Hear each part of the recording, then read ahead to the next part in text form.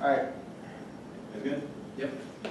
The resolution states drone strikes have done more harm than good. Observation 1 is the framework. The first point is that fiat is illusory. The second point is that methodology must be questioned first. That is a prior question. The 8th point under here is that bad methodology is going to lead to bad policy making. The third point under here is that we're not politicians but academics. The 8th point under here is that we have a greater understanding of what's going on because we're not forcing ourselves in this political realm and saying that we are politicians and we understand everything that's going on. But the B point under here is that it's really bad to do that because politicians consistently change their political platforms. Once they get elected, we can look between the difference between the time span from World War II to the Cold War, where politicians retain their platforms on war and military strategy. This is ultimately bad because we can say that in debate we can vote for one thing, but ultimately we just change in the end. Fourth point is going to be the role of the ballot. We're going to say that who should win this round, whoever best interrogates the resolution. The fifth point is going to be that procedurals mimic norms of debate. The 8th point under here is that it forces us to think that there's only one right way to have what language is. The 6th point under here is that individual advocacy is key to corporate advocacy. The 8th point is that corporate advocacy we're not defining as like a group of corporations, but it's a group of individual advocacy. The B point under here is that individual advocacy is the first step to do that because in order to start gaining that grassroots momentum, you first need to have an individual who comes up with this. The 7th point under here is that there's going to be a difference. We're going to just isolate the differences between subjective and objective violence. The A under here is going to be objective violence. This is what we see that's more something that's happening visible, such as getting punched in the face. But the second, the little B, is going to be subjective violence. These are things that we can't see, such as racism and sexism. Ultimately, what we think the little C under here is that we need to look at objective first in order to get there because we need to look at the problems that we can isolate first. So this is where we need to focus. The last point under the framework, the 8th point, is that there are two forms of nihilism. The 8th point under here is that there's passive nihilism where you sit back and do nothing, but then there's B, which is an active nihilism where you lash out against the system. Oh, and do nothing with your head down and acting like the problem doesn't happen. Observation 2, the thesis. The first one is that post-political biopolitics focus also the administration of life through the mobilization of politics through fear. A point is that this always goes to knee-jerk reactions. We can look to the examples of post-9/11 when we said that we're going to go into Iraq because they have WMDs, but they weren't. We couldn't find any, but we were still justified for staying there for over a decade. This was a knee-jerk reaction that happened from 9/11. The second point under here is that the primary goal behind Become Security, the A, is that biopolitics regulates this and allows and decides where it's designated. Our argument, the little B under here, is that this is bad because it always excludes individuals by giving preference to some. Observation 3 is the links. The first point is that the resolution is literally forcing us to make an objective statement about whether or not drones are right versus wrong and good versus bad. Subjective violence, sorry, not objective. The 8th point under here is that this is really bad because we don't ever get to talk about the underlying issues that are happening. The second point under the links is that drones are bad. Drones are based off of the probability of location, which means that we think that this is uniquely bad because it's always just based off of what do we have, we don't know, we don't have a direct answer on. Little Andy here is that December 12th we saw that there was a bombing of a wedding that happened and there were 12 killed and like 22 injured. The B point under here is that drones have a really low accuracy rate. I think right now it's about 70%, which is decreasing, but that is a really bad when you're killing more than half that are civilians. The third is that this is a justification for just adding more drones. Thus the advocacy. Caleb and Frank advocate to do nothing in the face of fear. Caleb and Frank advocate to do nothing in the face of fear. Question? After solvency. All right, so solvency. First point. We take the first step of breaking down post-political biopolitics. There are a couple of reasons why this is good. The little Andrew here is that breaking this down opens the space for discourse because it allows us to have a mutual agreement and say that we're not power preferencing and that we're not trying to act like the USFG. The B point under here is that we are operating under the same logic that they use in the civil rights movement that during sit-ins. What they did was they sat down with their heads up and did nothing. It said when they were getting spit on and threatened, they did nothing, but that was a form of that allowed them to gain a grassroots movement that helped solve back for the civil rights movement. The little C under here is that we create a safer space for this discourse. So ultimately, that's why individual advocacies are important to focus on first because they build faster momentum for these grassroots movements. The second point under the solvency is that with Caleb and I gain 100% in-round solvency for nihilism. The third point under the solvency is that we combat a system of oppression and allow us to become allow us to have the same playing field and measure this, which means that we can actually see the consequences of our actions rather than engaging in a political game where we don't understand everything. Yeah? You have any questions? Not this time. Okay. Impacts. First, there are going to be two or three different scenarios. First scenario is going to be the logic of genocide. The first point under here is that post-political biopolitics decreases humans and individuals down to bare life. The second under here is that debate specifically uses this a lot because we focus on subjective violence in debate. The little under here is that debate wants us to come up with the largest magnitude and say that we want you to vote for here because we're saving the most lives or X is killing the most lives. But ultimately, when we think that this is really bad because it's just the A under here is that this brings people down to just their bare bodies. And the B point under here is that when you do that, this leads to a greater separation between us and the people of what's really going on, which means that we can no longer relate to the people in other countries that are suffering, which means that we can no longer understand how to help them because we have this nihilism. So the C point under here is that at this point, America starts to root for violence because they think that this is the only way to solve back for the problems. When you can debaters root for violence. Yeah, debaters start rooting for the violence because they think that this is like, if we can come up with the most quantifiable and how we're going to get to nuclear war, that this is the best thing to do. Ultimately, we're advocating for violence by using that, and we're creating a fear system. It's just like, we have this large magnitudinal impact, be afraid of it, vote for us. Third point under the solvency is going to be the logic of genocide. It always causes like knee-jerk reactions, and it focuses on that people are expendable. The A under here is that this is rooted in the idea that we're always insecure, which means that these knee-jerk reactions are always happening because the goal becomes security, but ultimately what we find out is that security is not attainable 100%, which means that they're always living in the little B under here is that you're always consistently in a systemic cycle of fear, which means that these knee-jerk reactions continue to happen. The fourth point under the logic of genocide is going to be that of dehumanization, where you start to say that someone is worth more than another.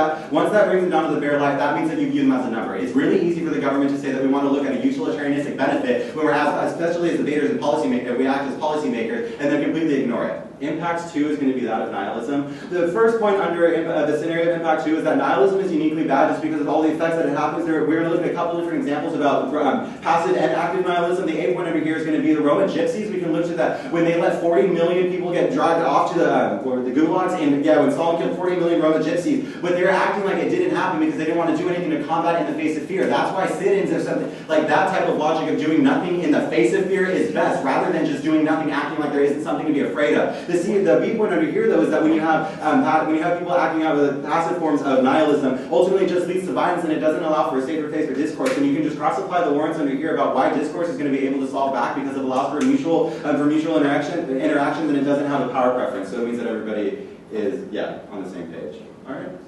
Active nihilism is the same mindset that comes from like jihadist groups, like for example, okay. ISIS, where they feel like they can't change the system, so they're just trying to destroy the system. So, an example for the impact scenario about active nihilism, you can look to jihadist groups such as ISIS, where they lash out against the system violently because they think it's the only way to achieve their goal, because no one else will listen to them. That's also another warrant for why discourse would solve back better, because if we were to actually sit down and talk with them, it probably could have not led to these impacts.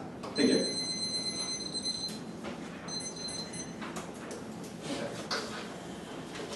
So I'm going to start my timer. We're going to talk for a second, and then I'm going to stop it, and I'll give you an order. Okay? Okay.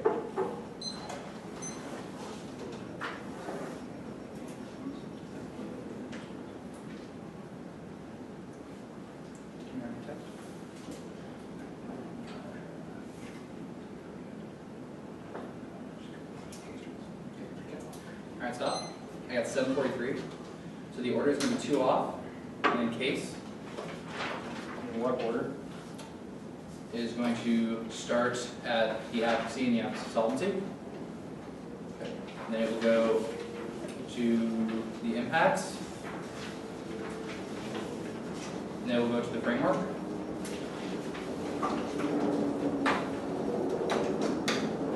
And then the links. I have 2 off, advocacy, solvency, impacts, frameworks, links. Yeah. Right. Yeah, that's what that was. Everybody good? Hold on. Okay, go.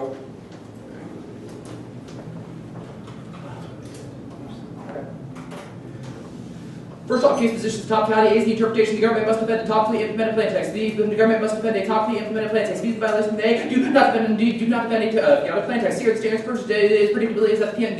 For the resolution is the epicenter of predictability. Without the defending of the resolution, it forces us into a situation where they could have advocated for anything. There's no way for us to ever be able to engage in the round. This also substantially affects our ground in the debate because we never be able to have any access to disadvantage. The second is perhaps used that they are able to exclude any other predictable ground that we would be able to have access to, and also eliminate saying prep. This forces us into a situation where we have to only have all the arguments that we can come up with in 7 minutes that they are reading this while we're both trying to understand and be able to advocate. This substantially affects the competitive equity within the round. Third is limits. This allows them to explode the negative research burden because we have to depend on research not only the topic itself, but also to spend all the different possible different ways that they can approach any other topic. It means there's no access for us into debates. Dear voters, first competitive equity. There's the only way that both teams can have access to debates, which is one of which teams have access to predictable and prep grounds. This is uniquely key for our access to debate. Second is that you should evaluate theory through competing interpretations. If each other interpretations is superior through standards debate, you should rectify these issues of fairness in education. Next off is counterpoint.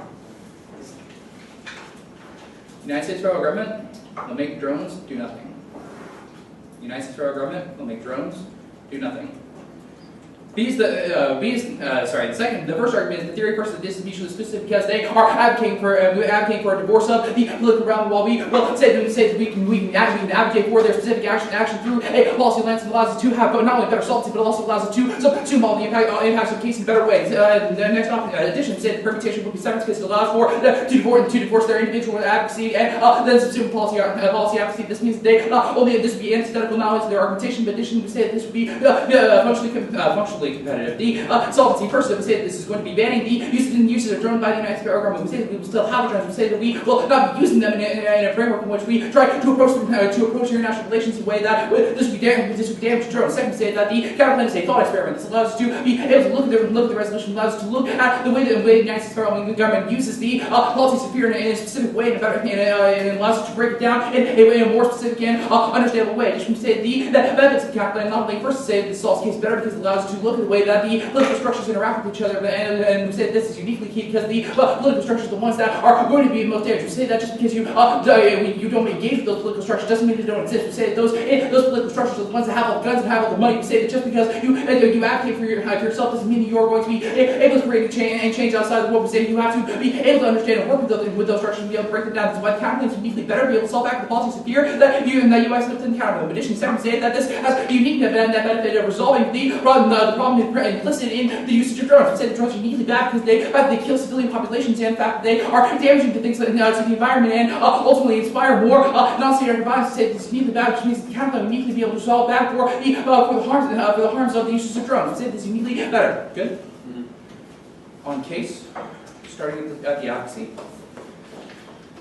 The first argument is going to be turn that the list allows the state to continue the usage of fear and leads to more violence. We say that just divorcing yourself from the system only allows for the state structures to be able to isolate you and destroy you. Our argument here is that just because you don't decide to engage with those systems doesn't mean they still don't exist. You can look to this on the counterplan flow. We say that just advocating for yourself and saying that you do nothing in the face of fear only allows for that violence to continue. We say that ultimately that is going to be worse. In addition, second, we say that this allows for the advocacy through individual action only allows for things like corporations and government to push that responsibility onto you. We say that corporations have utilized things like you can look to like environmentally safe water bottles as an example of how corporations say that it's the individual's responsibility to have for all these problems, except it is those corporations that are still causing the same harms and causing the same effects. You can look to corporations such as those that dump nuclear waste off the coast of Somalia, and ultimately that led to things like disease and substantial harm to health. We say this is uniquely worse because it allows for things like corporations to cause environmental destruction. We say this is uniquely bad. Additionally, the next argument is going to be no solvency. First, we say that the word that just functions within the round doesn't actually do anything. We say that your individual advocacy, yes, is nice, but ultimately you don't provide reasons to how that's going to affect outside of the round and how that's going to break down the form of nihilism. We say that this is uniquely bad. Additionally, second, we say that second is going to be that you don't solve because you eliminate any kind of coalition building. We say that the function of utilizing this in competitive atmosphere means that you uniquely put us against this advocacy. We can't actually be able to say that we agree with this, that we can't function within the same framework, which means that you create enemies out of us. This ultimately not only denies solvency. We say we also makes this worse because of the fact that you are putting us against the same kind of movement and forces us to work advocate for the same kind of fear that you talk about. Ultimately makes this worse.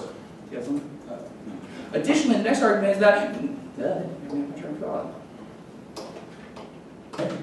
Additionally, the next argument is that you won't be able to solve back for the nihilism that you talk about.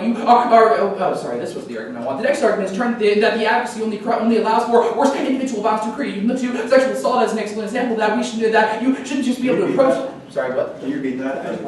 Advocacy leads to sexual assault and lack of action against it. Say, our argument here is that just because violence is happening doesn't necessarily mean that you shouldn't do something against it. We say that an individual should, anyway, in a violent domestic relationship, shouldn't just accept that is happening in order to say that it's not going to happen anymore. We say that the individuals have to take action in order to be able to resolve those harms. We say that your approach to the resolution by saying that we should just do nothing is ultimately going to be worse and leads to all that kind of systematic violence and ultimately going to be worse overall. Good? On the, I said impacts next, yeah? Yeah.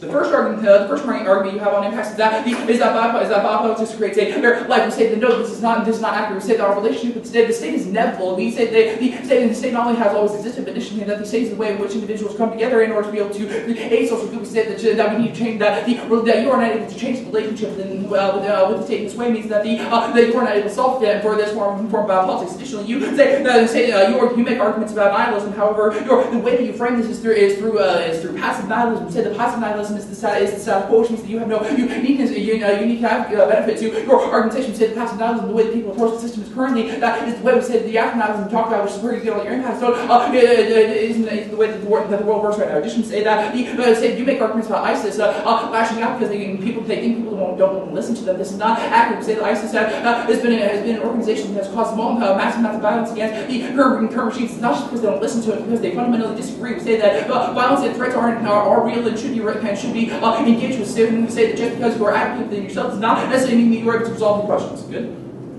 Framework? The first argument makes is that PL is illusory. We say that's fine, but you still have to defend the resolution. There are ways to defend the resolution without defending PL. We say that is still uniquely key to our procedural ground. In addition, second, say that you said the politician we shouldn't act as politicians because it leads to a flip flop. We say we still have to understand those political spheres because those are things, especially as academics, because that's key things like grant writing and allows for academics to recruit. We say that thus policy is necessary. We say that under that role playing policymakers allows to be able to get inside those structures and be able to break them down from the inside. Allows for better function not only through the procedural debate, but also why we chose by the calculus. Key addition, they make arguments about. They also make arguments about which team the best interrogates the resolution which should win. This is why the calculus should be preferred. Okay. T. Counterpoint. Framework. Advocacy and pass links.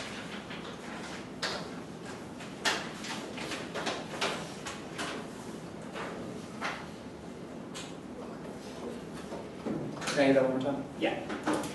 T counterplan, framework, advocacy, impacts, yes.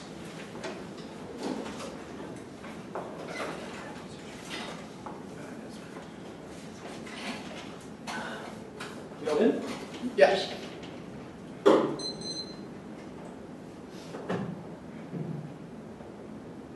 First of all, on the topicality argument, we're going to say that we need because we perform an action, which means we are actually performing an action towards to interrogate the topic, but also as you shouldn't have conceded the idea that the role of the battle is whoever best interrogates the resolution, which means that is what the role of the battle should be, which means that it's not topicality should also be evaluated as whoever best evaluates the and actually interrogates the resolution, which means we're actually what we made because we actually provide an action for the advocacy that interrogates the resolution. You shouldn't have conceded that on the framework level, but also what you're going to see here is that the resolution does not call for an action whatsoever, which means that we're actually still interpreting the resolution, we're still actually interrogating the resolution, but because it doesn't actually call for an action because technically it is a fact resolution, you're never actually, like the topicality doesn't function on its most basic level, but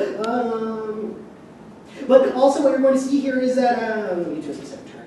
But also, first of all, what you're going to see here is that first of all, term topicality is actually inherently oppressive because language is the evolution of it actually stifles the evolution of language, and they can see that it's coming out of the framework. And the evolution of language is key to checking back for oppression, which means the only way to solve back for the criticism or actually affirm the resolution is to allow for us to interpret things. Because whenever you look at language has always been is always evolving, especially to fight against oppression. For example, when you look at the queer movement, how queer used to be a slur against homosexuals, but now they've readopted it to actually recategorize the way the movement is operating, which means without that evolution of language, you're always going to be constantly oppressing the queer community. But also other examples when that language is actually stifling language specifically is a key tool for oppression. Whenever you look at the Irish, when they were actually conquered by the British people, they were not allowed to speak Gaelic, which was because the British people knew that they would be able to actually speak covertly and actually be able to undermine the British authority, which means by stifling our language, you're actually then invoking more oppression on us. And another great example for this is about Tibet, about how when China was conquered Tibet, they did not allow them to speak their own language, and now Tibetans have actually lost their language, and now they're no longer able to form coalitions against the Chinese people. So by voting for the topicality, you are inherently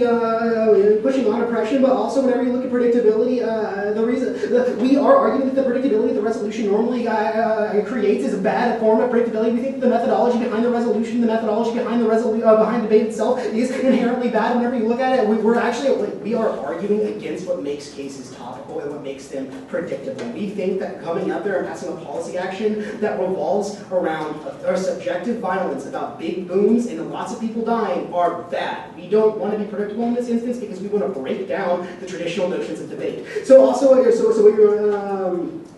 and also, whenever you look at Bakken said, he was a literary theorist. He also talks about how language is the only way to gain.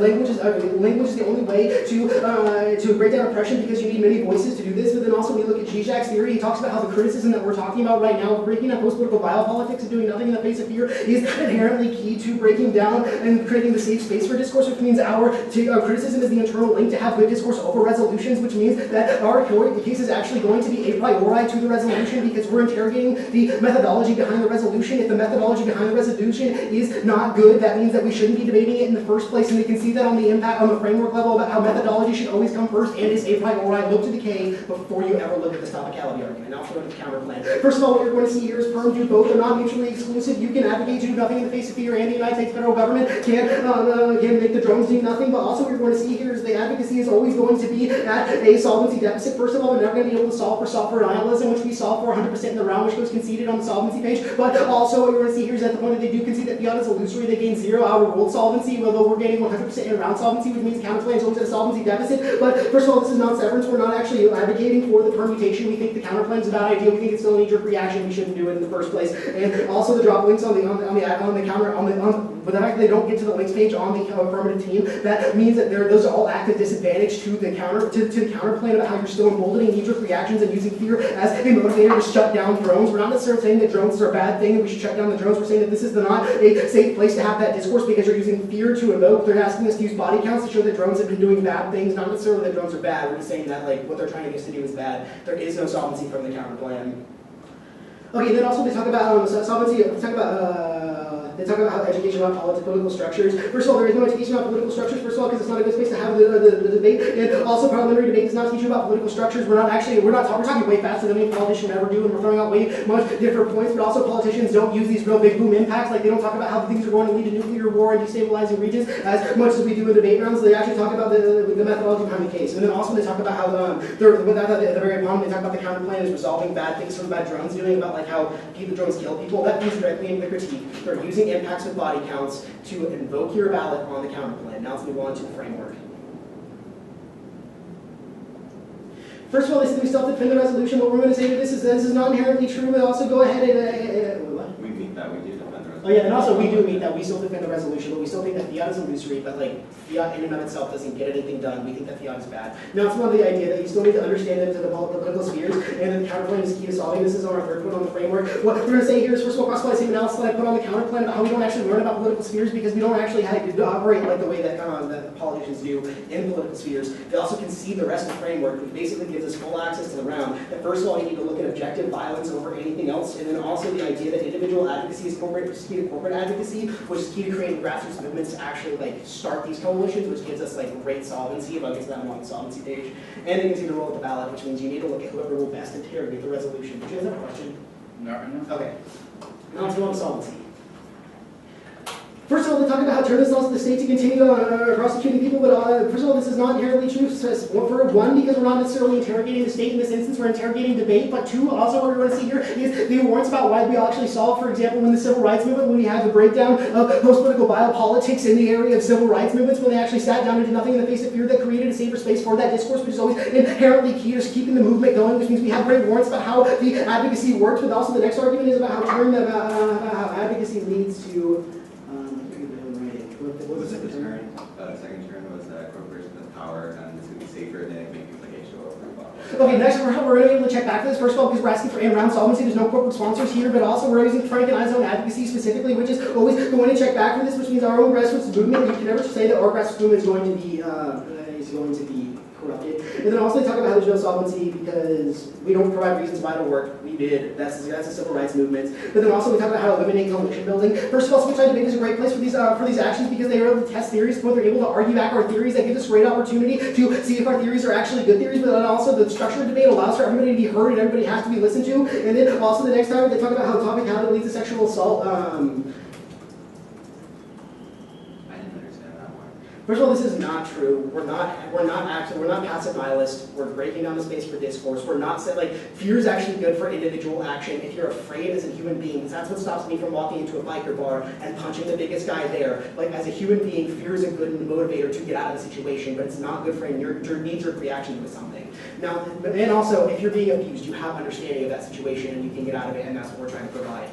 Now at the impact level. First of all, they say that the state is inevitable, that's fine. We're not saying that the state is not inevitable or the state is bad. We're saying that the current form of debate is bad, but then also they're talking about how we're actually passive nihilism. This is not true. They should have listened to our ideas about what passive nihilism was in the framework when we talked about how passive nihilism is doing it with your head down and acting like the problem does not exist. We are acknowledging the problem and staring it straight in the face the same way that they did during the civil rights movement and the sit-ins, which means that we gain full access into how debate creates a logic of genocide, and we solve back for that 100%, and the counterpoint does not. I'll be same order.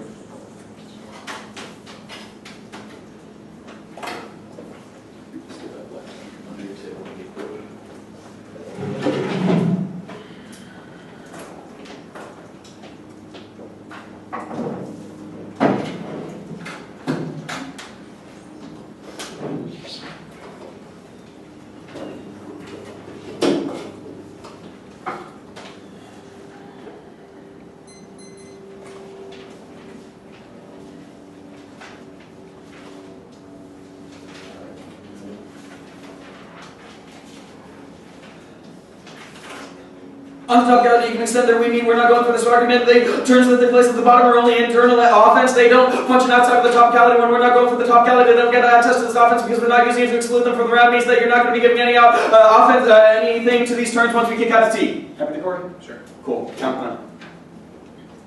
All right. There are a couple of problems with the affirmative advocacy that we need to interrogate now that need to be clarified. The negative team has a very clear ballot here. They're trying to say that this is a knee-jerk reaction. There are a couple of problems with their uniqueness on this. We have been exercising the drone program for over half a decade. This isn't a knee-jerk reaction. The theory that they're trying to use, Zizek isn't talking about responding to violence that has existed in the 0 point of violence for a long period of time. He's talking about responses to things like 9/11. However, the drone program was the response to 9/11. The drone program is what Zizek would be criticizing, not abandoning the drone program. Specifically, Zizek says that subjective violence is that which individuals in the majority do not recognize, which is the drone violence that is happening now against individuals outside of the United States. It is within the 0 point. We see it happening all day long, yet we don't feel the need to do anything about it. It is only objective violence which happens against the United States, things like acts of terror that we feel the need to act against. They're misreading Zizek right now. They simply don't have the theory to back up the argument that they're going for.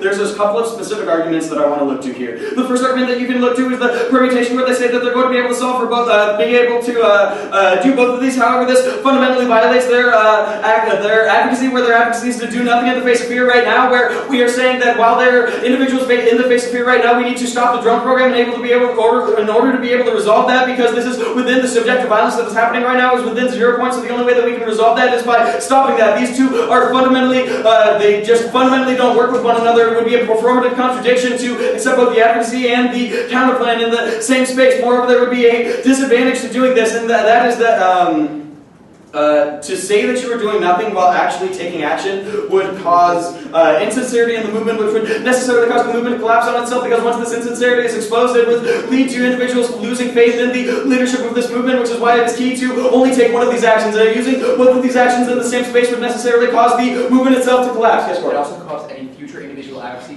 The next argument is that this would lead to co-optation of any future advocacy, because anytime that individuals see this, they assume that they can just sign on while still keeping their political motivations, which would necessarily break down the form of nihilism that my opponents are trying to advocate, but moreover it would mean, so yeah, you can extend that, sure. Since I specifically say I don't advocate for the permutation because I think it's a bad idea, how do we join into this? I'm just saying, if you decide to go for the perm, since you did read it, I never know what the PMR is going for. Next argument that I want to look to, where they say we don't solve nihilism. I'll get to that on the impacts. Corey and I don't think that nihilism is the best approach in this world as a result of our understanding of what Zizek is saying here. The next argument that they make is that this is a knee-jerk reaction.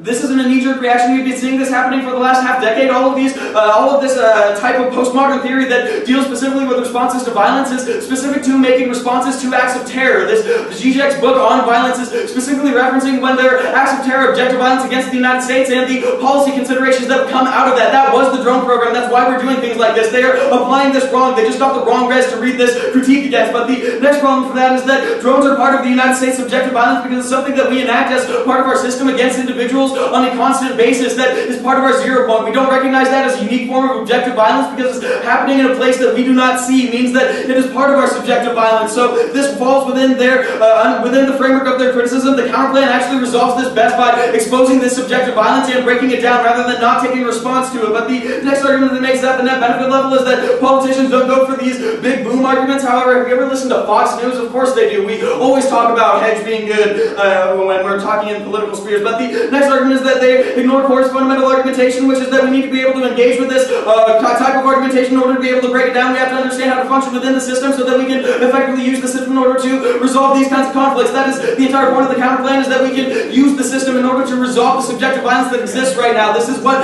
Zizek would be advocating if you were here, is that you would see this problem that we've been experiencing for the last half decade and want to find a resolution to it.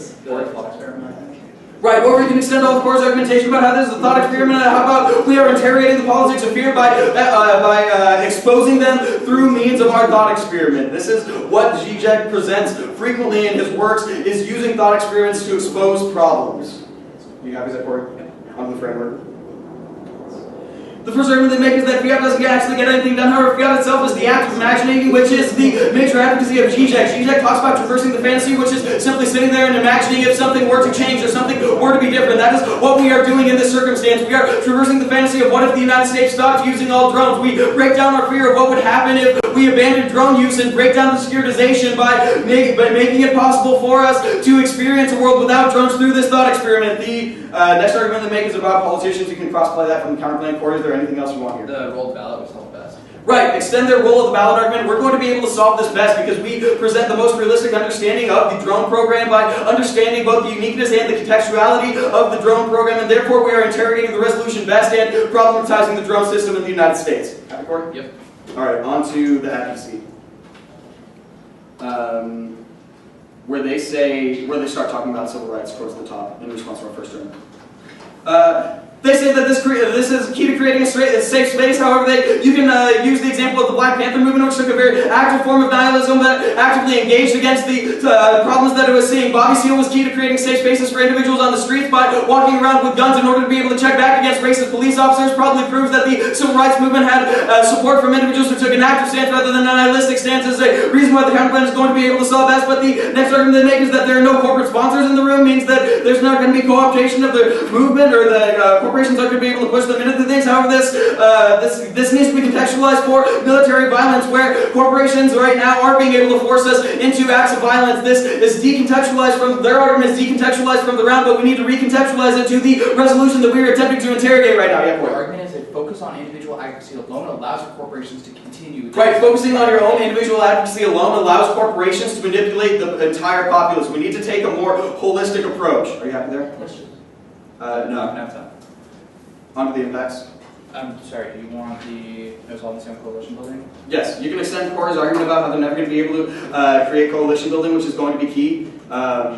You can extend Corey's specific analysis there. On to the impacts. Where Corey says that this is passive nihilism, that they are the status quo. Their only response is that they are acknowledging the problem, however they're still doing nothing in the face of the problem. Their explanation of active nihilism is the jihadist movement, which takes an active stance against the United States and against the colonialization of the Middle East that is happening as a result of U.S. policy, but they don't actually do anything actively. Only the counterplan is actually engaging in active nihilism, which is why they are passive nihilism. We are problematizing exactly what they are attempting to criticize. The only way that we can ever engage in this is by engaging in active nihilism, shutting down the problem that exists right now so that we can resolve the problems that it is creating. Are you happy there, Corey? Cool. What else do you want? Working within the political structures is best. Right, you can extend all of Corey's argumentation about how working within the political structures is best. The only way that we're ever going to be able to create change is to break down things from within. You can look to specifically the civil rights movement, where the engagement of the government was key to changing the government.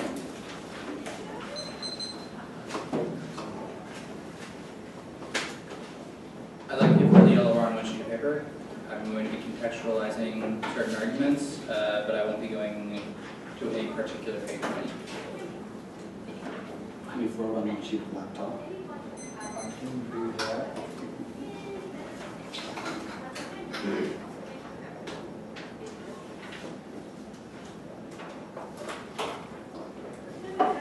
Everybody good? Okay. Nevada CN wins this debate no matter how you evaluate the framework discussion or any of the individual arguments within the debate. The first thing that we need to look to is the question of this fiat versus the individual advocacy in the role of ballot. I think in a fiated world where the counterplan functions best because it allows us to solve back for the things like the civilian deaths and the environmental destruction, those arguments all go conceded. It means that you'll be evaluating there, you'll be preferring the affirmative there. But even if, or sorry, the negative, I apologize. Even if though you buy any of their arguments that say that fiat is illusory and that you completely ignore all objective analysis about how the acting within the imagination is best, but we still function best within the thought experiment argumentation to be resolved. The role of the ballot. The role of the ballot is the team that best interrogate the resolution, and that is the negative, because not only are we more specific and contextualized in the way that functions, but also Jacob gives you a lot of analysis as to why thought experiments are particularly good and why thought experiments are going to be preferable. It means that we win either of those framework discussions. But looking to what the PMR is probably going to talk about, here are a couple things that the PMR might look to and why you won't be evaluating them. First, they might go for these turns on the topicality discussion. When we kick out of topicality, it says we are not going to be utilizing this as a tool of oppression, and that's not. But the function that works. And if you look at the specific language that's coming out of the MG, all of it is about why voting for topicality is bad, but not why the negative should be rejected for reading it in the first place. It means that you won't be about. It means that you should not vote on any of these argumentation. It's not. They don't isolate any of this as an independent reason to why you should reject the team, but rather just why you should reject the argument. It means that all of this goes away. But this means that you're going to evaluate the different worlds of the arguments. There, the affirmative is going to advocate that they're advocating through individuals and individual approach is going to be preferable, and the way that we approach things. However, our argument is that you have to understand the political system. You have to work through it in order to be able to create change. We give you a lot of arguments as to not only working within the system is preferable because it allows us to be able to break down the state violence, but also it allows us to. But also we're going to win arguments as to why just advocating for an individual approach is going to be valued. And look to all of the specific analysis we give you as to why corporations use things like environmentally safe water bottles to say that it's the individual's responsibility for the environment being destroyed. But it allows for corporations to mask these problems, and that is ultimately worse and allows for continued violence and continued environmental destruction. All of these arguments go mishandled during the MG. This means that we have specific net benefits to the counterplan. That working within these political systems and specifically working through this is a thought experiment is going to be preferable. Jacob, I love how much Jacob reads about GGEC, even though he talks about it all the time. This is what Jacob gives you a lot of analysis to why not only is the counterplan does not link into any of their analysis, but rather but also as to why the counterplan is a uniquely better approach. Jacob gives you a lot of great analysis to the way that GGEC actually articulates a lot of this argument.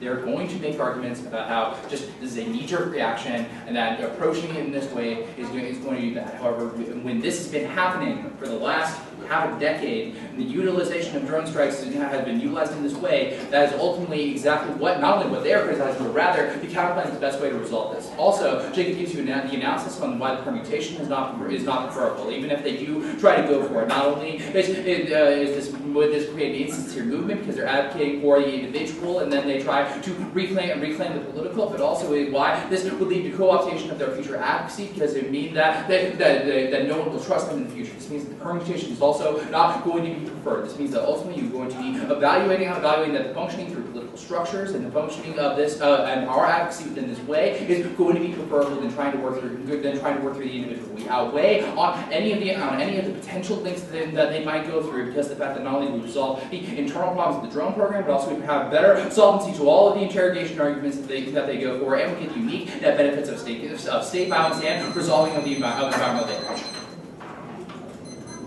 Alright, so the order is going to be overview. I would like you to flow it at the top of the framework. We'll go to the framework right there, and then we will go counterplan, advocacy, impacts, and links. Sorry, can I double check? Yes.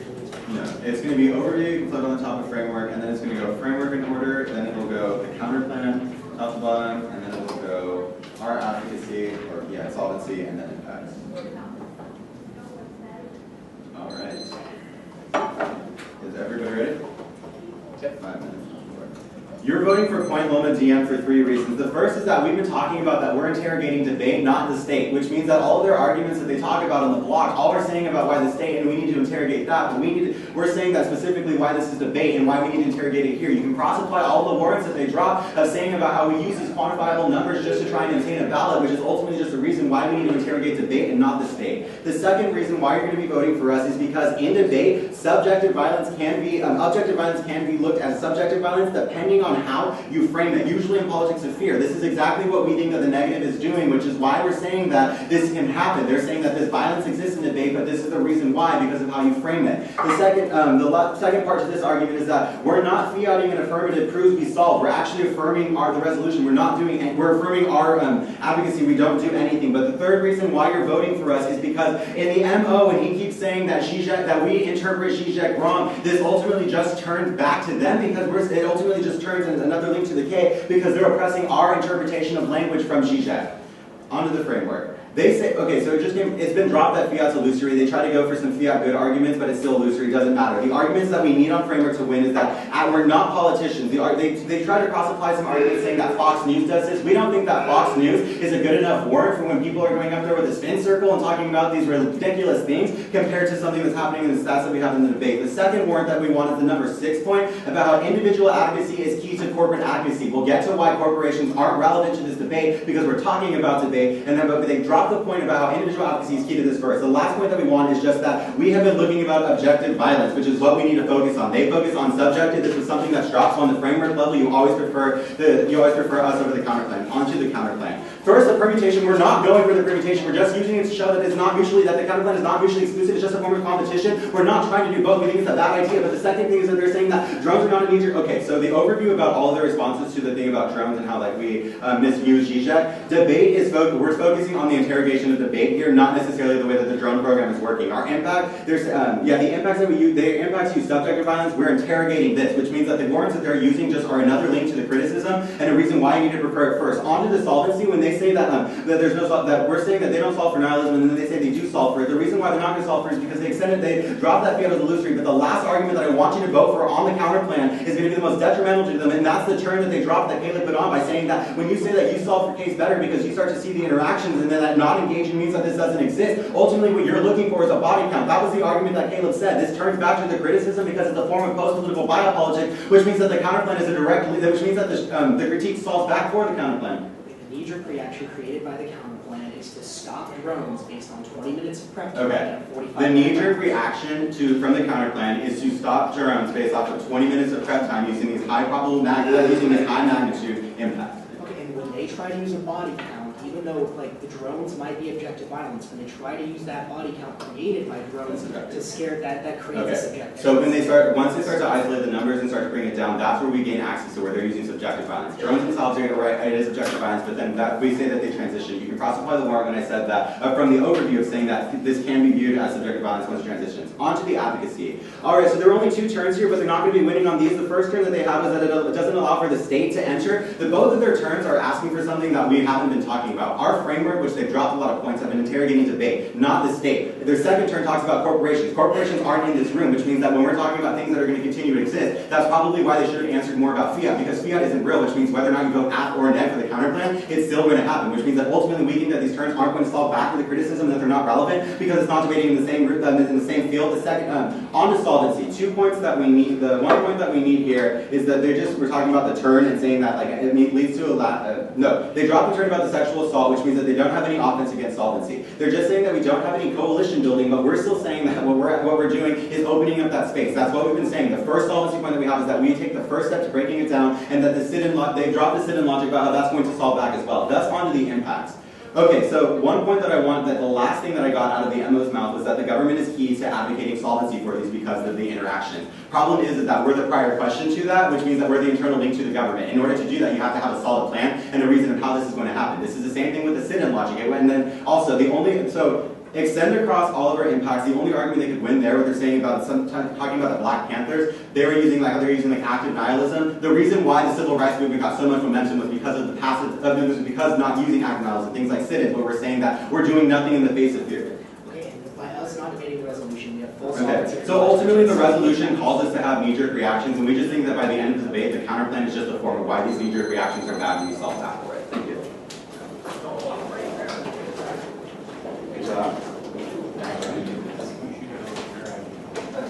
The back half of this debate materializes for a couple of reasons.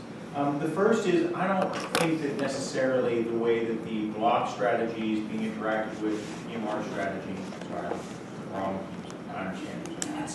So, Frank, your PMR doesn't do a good enough job interacting with the block strategy, which is particularly political arguments and seeding political debate, right? So you're critiquing the system, but not explaining why the system wouldn't exist in the first place, right? And how existing as a part of that system, specifically through your critique, enables us to reorient that system. I think I'm probably getting a better explanation from the block about that. But I don't think the block is ever engaging with some of these body counts and bare life impact debates. There is literally not enough from the block in the entirety of the debate, or from the Neg in the entirety of the debate, about any of these impacts or link arguments. Okay? And I think that could be particularly detrimental. Because what's happening is I'm left looking at these link debates, at the link debate, which is kind of just amorphously sitting here, but an important argument from the MG strategy, and probably what the MG strategy in my mind should have centered around, which is each one of these links being a disad to the alternative. You say this, Caleb, but you do not give me reasons why the Aff would securitize the world, and why I would give preference to some and not others, i.e. the political system, over our individual bodies, or make a subjective interpretation of what is and is not good, i.e. we would say subjectively the drones are not good, but that would not allow us to understand the objective violence that is perpetuated by U.S. projection forward, and that our sit-in, in this instance, would allow us to interrogate that discussion. So I think overall what's happening in the back half of this debate kind of muddles up what I think is a very strong front half of the debate. I think the LOC strategy is interesting and at least tries to engage with the topic. I write on about, I think performative contradiction arguments are very good in terms of critical affirmatives. In my opinion, this is a performative contradiction. They talk about objective violence, right? But this is their subjective interpretation of the resolution, right? It is their subjective interpretation about why the resolution is bad, about why there shouldn't have to be an affirmative plan text, about all of these things. And I'm just sitting there going, you are projecting your subjective interpretation about the world onto the negative. And those are all the topicality arguments. So I think the procedure needs to be structured a little bit better. Yeah. I think the interpretation should be the affirmative should have to read a topical plan text embedded within the larger social world that they are critiquing. Yeah. They should have to read a plan text in the larger social world that they are critiquing. They do not do this. For various reasons, give me a warrant. And then explain how it enables them to be a performative contradiction, simultaneously operating supposedly outside the system without ever discussing the system. And I think that probably gets you a lot more traction in the theory debate and answers back to their framework debate, because they're just hammering you with framework arguments that go conceded. And I think that, again, just one step further, Caleb, you need to be like, you should not allow them to do this, right? You make these terms, I think are pretty damn good terms that aren't contextualized outside of topicality, i.e. that you should vote against them because of the way that they have tried to orient to the debate round that guides everything else of their strategy, right? Instead they are terms of topicality, so I'm like, that's pretty damn good, but then it's not a voting issue at the end of the debate round, right? And so, here's what happens.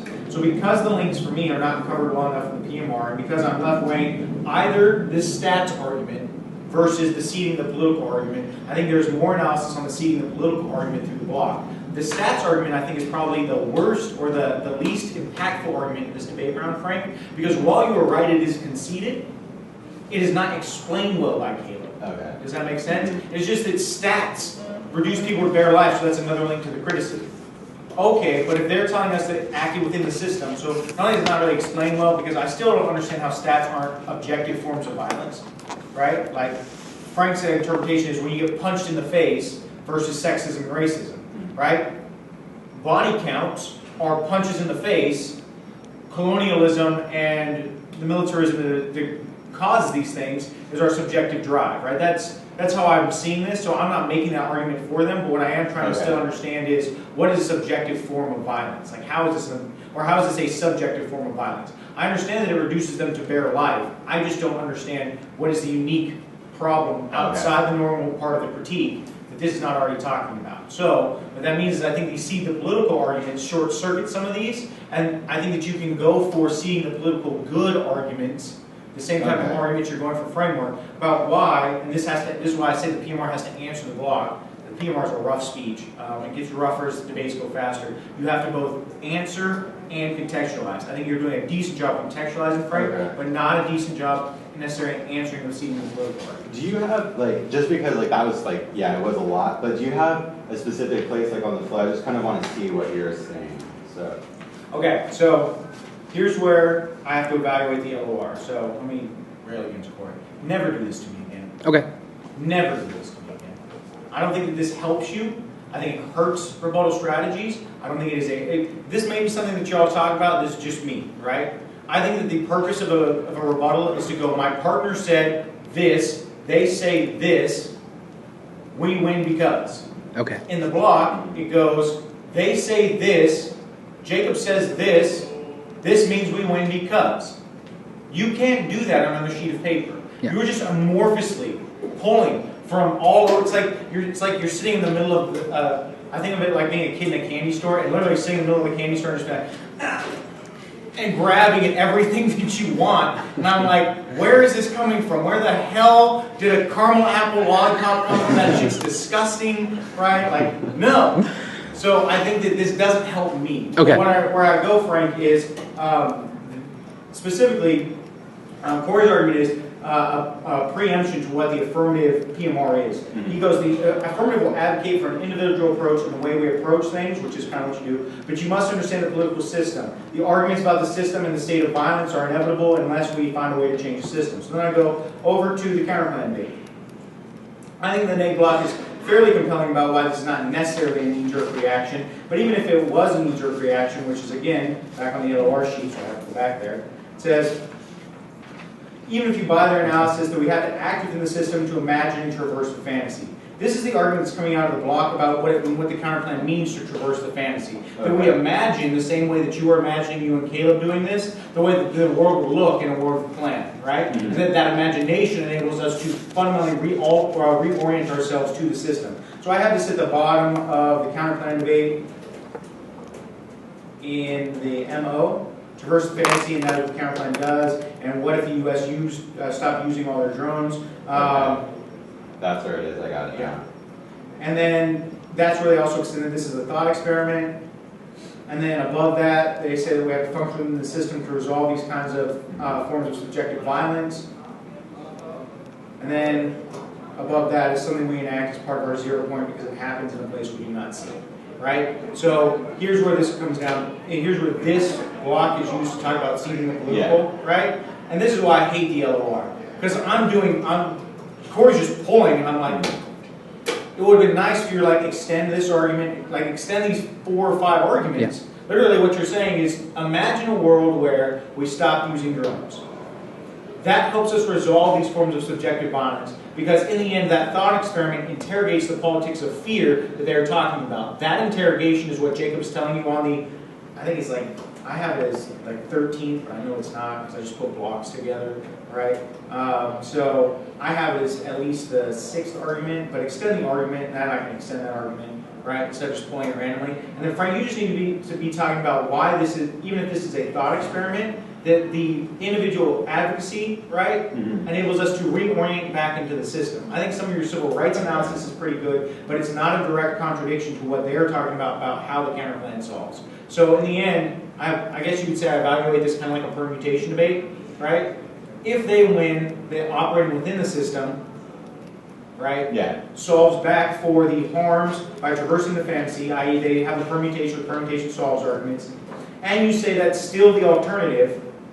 For me, there's no reason why I should sacrifice the impacts of doing the permutation versus just the alternative. In this instance, there's no reason I don't think that you should try and both operate within the system as individual agents traversing the fantasy, and then also not vote, and then also just vote for individual agency. Does that make sense? Yeah. So I think this is a fairly decent round. It just gets messy at the back half, which makes it also very difficult to adjudicate, which means I could easily be wrong on this question, right? And this is the reason that I think we need to do a better job of pinpointing. They say, I say, we win because. They say, I say, we win because. Because what's happening is you're saying, we say we win. Yeah. And that step in the middle for both teams would help out every critic going forward. And I know that you two will be debating, you two teams will be debating, hopefully in out-rounds at nationals. So as you work towards that point, right, the goal is to be answering at every point in the back half of the speech. So that means in the MOC, it's just the same as a constructive. The LOR should be answering arguments as well, and the PMR should definitely be answering arguments, okay? Caleb, I'm sorry this kind of leaves you out of the discussion. If you have any questions, I can talk to you about it. I thought your MG was fairly okay. I think that you spend too much time on T. Okay, unless you're going to make these round-winning arguments, you're spending a good time on T, and then not explaining the links. So if it were me in the MG, T, you can go to the counter plan first. You can go then to your links debate, your advocacy debate, your impact debate, and I think that you can just, at the end, put framework on the bottom and go, I've already, if they go for T, it'll be a question of framework, extend framework, right? Does that make sense? So, I thought it was a good round. If you all have any more questions, put them on. I don't have to go judge at East, thank God. Thank you, Steve. Thanks, Steve.